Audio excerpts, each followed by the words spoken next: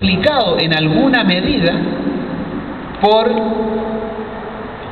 la segregación que ocurre dentro del mundo estudiantil, dentro de lo que es el proceso formativo. Yo he puesto aquí un gráfico para que podamos apreciar más o menos lo que ha pasado con la desigualdad en los últimos años. Esto es a partir de la información del año 2009, de la CACEN del 2009.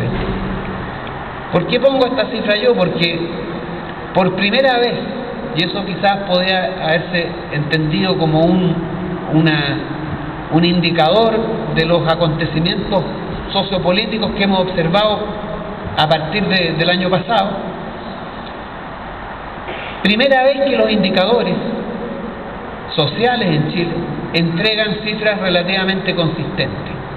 Hasta el año 2006 la pobreza venía disminuyendo y la desigualdad se mantenía relativamente estable, cosa que era absolutamente absurdo. Que uno, si veía las cifras de pobreza de Canadá, por ejemplo, se da cuenta que en Canadá tenían más pobreza que en Chile. Nosotros teníamos menos pobreza que en Canadá.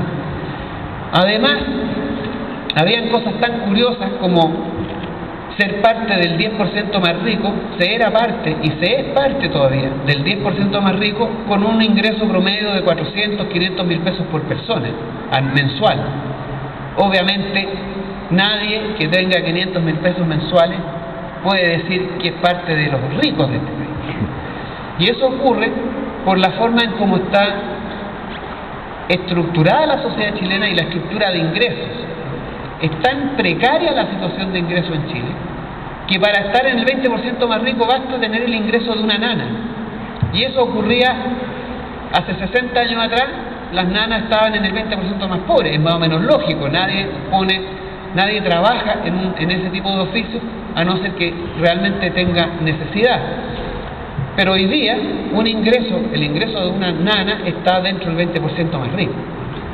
Y así como eso, también en el 10% más rico tenemos distorsiones. Entonces, pero así todo, fíjense, así todo, ya el 2009 las cifras empiezan a mostrar la evidencia, lo que deberían mostrar hace rato, porque uno abre el diario, cualquier diario, página económica del diario, y están todos los días. La industria forestal creció su utilidad en el primer semestre del 2011 300%. La banca acumuló 2.000 millones de dólares de ganancias. Y uno mira esas cifras y las mira, y después viene la discusión del salario mínimo, ¿no? Y ve que suben el salario mínimo en 5,8%.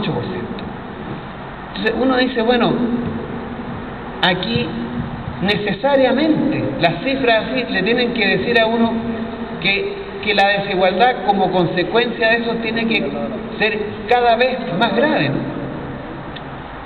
Y hay cifras que no se conocen. Por ejemplo, cuando termina la dictadura, el 5% más rico ganaba o tenía un ingreso equivalente a 110 veces el ingreso del 5% más pobre.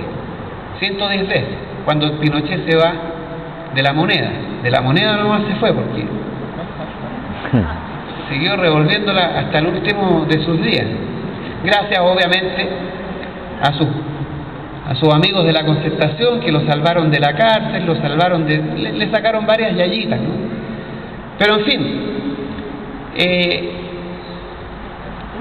cuando termina la dictadura, esa era la situación de desigualdad entre el 5% más rico y el 5%